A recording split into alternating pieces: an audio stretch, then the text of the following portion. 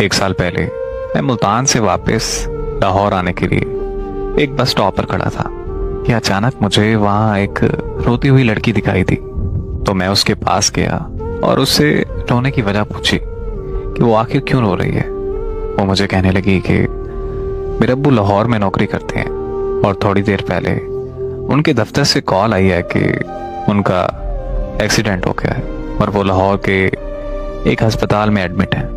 मैं लाहौर जाने के लिए पिछले 1 घंटे से बस का इंतजार कर रही हूँ, लेकिन कोई बस नहीं आ रही।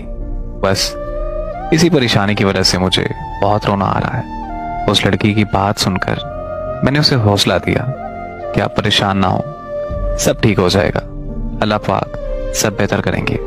इतनी देर में बस आ गई और हम दोनों लाहौर के लिए निकल आए। मैं उसका ध्यान बटाने के लिए इधर उधर की बातें करता रहा और फिर लाहौर पहुंचते ही मैंने उसे अपना नंबर दिया और ये कहा कि अगर उसे किसी भी चीज़ की ज़रूरत हो तो वो मुझे कॉल कर सकती है।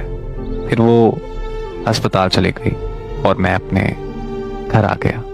अगली सुबह मुझे उसकी कॉल आई और वो मुझसे कहने लगी कि मुझे आपसे मिलना है। तो मैं उससे मिलने के लिए एक रेस्टोरेंट पे चला गया। वहाँ वो मुझे कहने लगी कि मुल्तान में मैंने आपसे एक झूठ बोला था। मेरे अब्बू अस्पताल में दाखिल नहीं है, बल्कि वो तो मुल्तान में है और बिल्कुल तंदुरुस्त है। मैं तो अपने घर से भागकर उस लड़के से शादी करने के लिए लाहौर आई हूँ, जिससे मैं शदीद मोहब्बत करती हूँ। लेकिन उस लड़के ने मुझसे शादी करने से इनकार कर दिया है। मुझे उस लड़की की कहानी सुनकर बहुत दुख हुआ।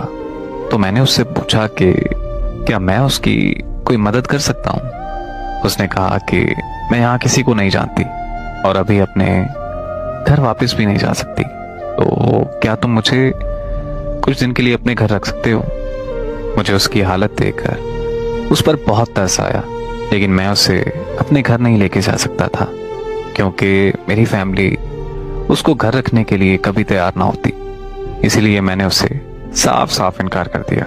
मेरा इनकार सुनते ही वो वहां से रोती हुई चली गई। मैं घर वापस आया तो बहुत परेशान था। अम्मी ने मुझसे परेशानी की वजह पूछी तो मैंने अम्मी को सारी बात बताई। तो मेरी अम्मी ने कहा कि जाओ और उसे घर ले आओ। और इस तरह मैं उसे अपने घर ले आया और कुछ दिनों के लिए वो हमारी फैमिली का हिस्सा बन गई और मुझे उससे बहुत प्यार हो गया। एक दिन हम दोनों घर की छत पर बैठे थे तो मैंने उसे प्रपोज कर दिया। वो लड़की बहुत खुश हुई और मुझे कहने लगी कि इससे बड़ी खुशकिस्मती मेरे लिए क्या हो सकती है। उसने मेरा प्रपोजल एक्सेप्ट कर लिया। इस तरह हम दोनों की शादी हो गई और हम अपनी जिंदगी हंसी खुशी गुजारने लगे।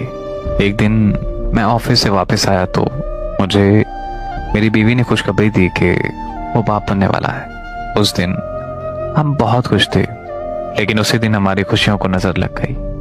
मैं मार्केट में घर के लिए कुछ सामान लेने गया हुआ था कि मेरे भाई की मुझे कॉल आई कि फौरन घर आओ। घर पहुंचा तो पता चला कि मेरी बीवी के घर वाले आए थे और वो लोग जबरदस्ती मेरी बीवी को अपने साथ मुल्तान ले गए। मुझे कुछ समझ नहीं आ रही थी तो मैं पुलिस स्टेशन गया और मैंने उन्हें सारी बात बताई।